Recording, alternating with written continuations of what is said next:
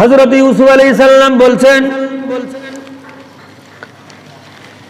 হে আমার ভাইরা, তোমরা কি কারণে আমার হাত বাঁধো, পা বাঁধো, আমার চক্ষুগুলা বাঁধছো, তোরা বিনতে নিলে বলো।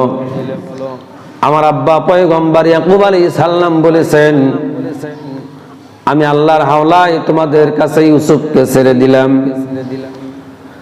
আর সব চাইতে আমার আব্বা ইয়াকুব আলাইহিস সালাম আমাকে বেশি ভালোবাসে, মহব্বত করে। তার আরেকজন বড় ভাই ডেকে বললেন, এই মহব্বতটাই তোর জীবনের সব চাইতে মরণের বড় অস্ত্র। আমার আব্বা তোকেই বেশি ভালোবাসে, তোকেই বেশি মহব্বত করে, আমাকে বেশি ভালোবাসে না, মহব্বত করে না, আমাদেরকে তোর মতো আদর সোহাগ করে না। সেই জন্যই চালাকি করে পিতার কাছ থেকে নিয়ে এসে তোকে জবাই করার জন্য, হত্যা করার জন্য তোর পায়ে বেরি এবং তোর হাতগুলো বাঁধানো হলো। হযরত ইউসুফ আলাইহিস সালাম বললেন, যদি তোমরা আমাকে মেরে দাও আর যদি আমি মরে যাই, কিয়ামতের ময়দানে নবীর ছেলে হয়ে তোমরা হত্যাকারীর কাতারে শামিল হয়ে যাবে। দুনিয়ার মানুষ বলবে পয়গম্বরের ছেলে হওয়ার পরেও তারা হত্যাকাণ্ড থেকে তারা পিছপা নয়, পয়গম্বরের সন্তান হওয়ার পরেও নিজের ভাইকে মারতে তারা কোনো দ্বিধাবোধ করে নাই। হযরত ইউসুফ আলাইহিস সালাম বালক মানুষ হলেও সুন্দর সুন্দর ভাবে তার বড় ভাইদেরকে বুঝালেন, কিন্তু বড় ভাইরা এত পাষাণ, তারা তার কোনো কথাই শুনলেন না। কোনো কথা না শুনে হযরতে ইউসুফ আলাইহিস সালামকে হাত পা বেঁধে ওই কূপের মধ্যে যখন ছেড়ে দিলেন, আল্লাহ বললেন, জিবরাইল যা, আমার বন্ধু ইউসুফ আলাইহিস সালামকে তুমি হেফাজত করো। তারা চেয়েছিল তাকে মারবে, আর আল্লাহ চেয়েছেন তাকে হলো বাঁচাবেন। সুবহানাল্লাহ, জোরে বলেন। আপনারা যদি কেউ চান, আপনারা যদি কেউ হলো চান যে এই হুজুর মরে না কেন, কথা বলেন না কেন, কথা বলেন ঠিক কিনা?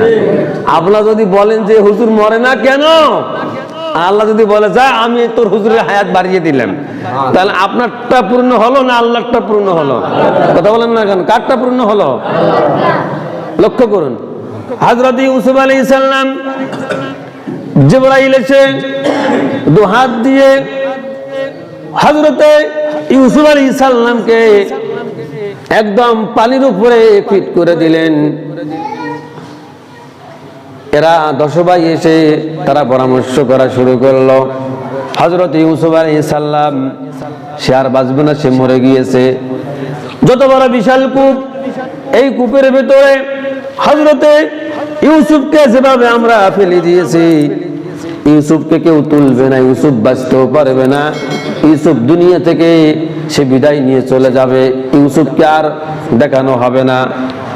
লক্ষ্য করুন, কয়েকদিন পরেই ইউসুফ আলাইহিস সালাম ওই গর্তের গহ্বরের ভিতরে থাকেন আর আল্লাহ আল্লাহ জিকির করেন। আল্লাহ পাক বলেন, ইউসুফ রে, ভয়ের কোনো কারণ নাই, চিন্তার কোনো কারণ নাই, তোমার ভাইয়ের আছে সে তোমাকে মারবে, আর আমি আল্লাহ চাইলাম তোমাকে বাঁচিয়ে দিব। এই ইউসুফ রে, যতদিন পর্যন্ত এই গুহার ভেতরে তুমি থাকবে, ততদিন পর্যন্ত তোমার ক্ষুধা, তোমার পিপাসা, তোমার খাবারের দুনিয়াবি কোনো প্রয়োজন হবে না। আমি আল্লাহ গায়বী মদত দ্বারা তোমার পিপাসাকে আমি আল্লাহ নিবারণ করে দিব। আল্লাহ শুধু ওয়াদা দিয়ে ক্লান্ত হন নাই, আল্লাহ যা বলেছেন তাই হলো করেছেন। এটা হচ্ছে মুমিনের ওয়াদা। আর আমাদের দেশের নেতা নেত্রী হচ্ছে ওয়াদা, ভোটের আগে এক কথা, ভোটের পরে আর এক কথা। কথা বলেন না কেন, ঠিক কিনা? ভোটের আগে হলো বলে যে হুজুর রাস্তাঘাট যা কিছু আছে কালভার্ট সব ধলাই ধলা বানায় দেব, কিন্তু ভোটের পরে ওই নেতারও খোঁজ নাই, নেতার যারা কর্মী তাদেরও হলো খোঁজ নাই। এগুলো হচ্ছে পাক্কা ছাক্কা বাটপার। কথা বলুন ঠিক কিনা? আর যারা মুমিন হলো হবে, তারা মুখে যে স্বীকৃতি দিবে, অন্তরেই তারা তা হলো বাস্তবায়ন হলো কি করবে। কথা বলুন ঠিক কিনা? তাহলে মুমিনের ওয়াদা সবচাইতে বড় হলো ওয়াদা, মুমিনের ওয়াদা সবচাইতে উত্তম হচ্ছে ওয়াদা। এই মুমিন শুধু বলবে না, মুমিন অন্তরে অন্তরে তা বাস্তবায়ন করার জন্য চেষ্টা করবে। কথা বলুন ঠিক কিনা? এইদিকে সফর শেষে তার 10 ভাই বাবার কাছে আসলেন, ইয়াকুব আলাইহিস সালামের কাছে আসলেন। ইয়াকুব আলাইহিস সালাম লক্ষ্য করে দেখতে পেলেন তারা সব সন্তানই আছে, কিন্তু ইউসুফ নাই। বিনয়ের সহিত তার 10 ভাই বলতে লাগলো, আব্বা, ইউসুফকে নিয়ে গিয়েছিলাম, কিন্তু এই ইউসুফ আমাদের সঙ্গে এসেছিল, সে ধুলাবালি খেলতে গিয়ে নেকড়ে বাঘ এসে তাকে জখম করেছে, খেয়ে ফেলেছে, আর আমরা ইউসুফকে সন্ধান পাই নাই।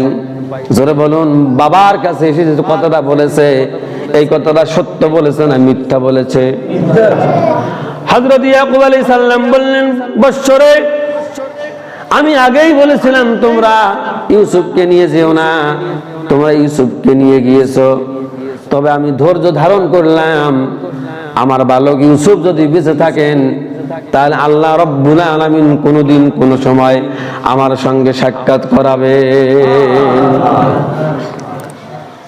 কাফেলা এসে বাবার কাছে হাজির।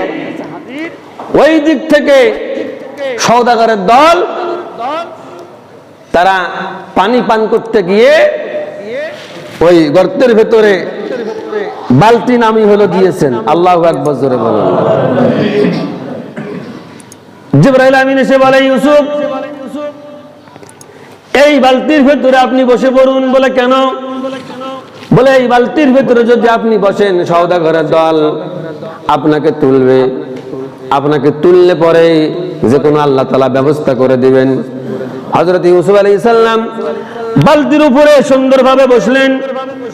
সওদাগরের দল পানি উঠাইতে গিয়ে যখন বালতির ভেতরে হযরত ইউসুফ আলাইহিস সালামকে লক্ষ্য করে দেখতে পেলেন, হযরত ইউসুফ আলাইহিস সালামকে দেখে সওদাগরের দল বললেন, এরকম সুন্দর সুপুরুষ, এত সুন্দর বালক আমরা এই অঞ্চলের ভেতরে কখনো কোনো সময় দেখি নাই, সুন্দর যুবক।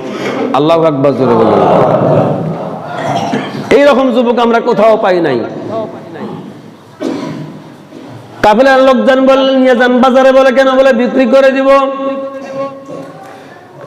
বিক্রি করলে অনেক টাকা পাবো, পয়সা পাবো, আর আমাদের সওদাগিরি করতে হবে না, যে ব্যবসার জন্য যাচ্ছি এই ব্যবসা করতে হবে না, আমরা অনেক বড় কোটিপতি হয়ে যাব।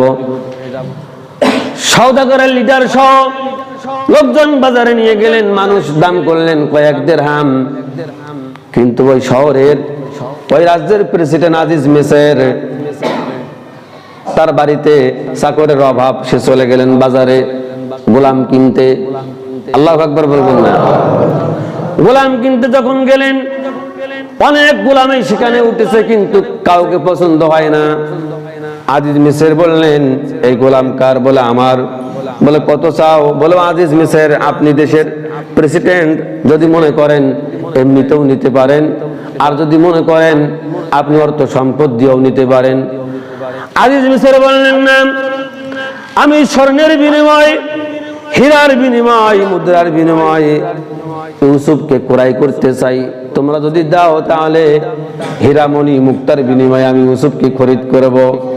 বলে, ঠিক আছে, আমরা রাজি হয়ে গেলাম, আপনি নেন। হযরত ইউসুফকে নিয়ে চলে যান। হযরত ইউসুফ আলাইহিস সালামকে খরিদ করার পরে তিনি বাড়িতে নিয়ে আসলেন। ছোট্ট অবস্থায় নিয়ে এসে জুলাইখার ঘরে ঢুকাইয়া দিলেন। আজিজ মিসর বললেন, জুলাইখা, এই ছোট্ট ইউসুফকে আমি তোমার দ্বার প্রান্তে পৌঁছাইয়া দিলাম, যখন যার যেটার প্রয়োজন হবে এই গোলামের কাছ থেকে তুমি গ্রহণ করবে, এই গোলামকে বাড়ির কাজের দায়িত্বে তুমি নিয়োজিত রাখবে, এই গোলামকে দিয়ে জমির সমস্ত কাজ এবং চাষাবাদ হবে, এই গোলামকে দিয়ে বাড়ির বিভিন্ন কাজ হয়ে যাবে।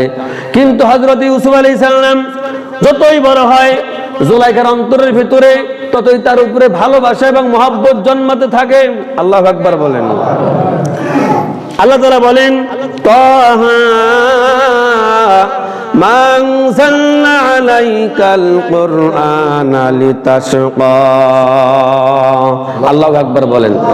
তাহা, আল্লাহু আলাম, এর অর্থ আল্লাহ এবং আল্লাহ রাসূলই ভালো হলো জানে। আল্লাহু আকবার বলবেন না? মা আনজালনা আলাইকাল কুরআন লিতাশকা, হে রাসূল এই কোরআন আমি খুব কঠিন করে আপনাদের এই কোরআনকে খুব কঠিন করে আমি আল্লাহ তাআলা আপনার উপরে চাপাইয়া হলে দেই নাই।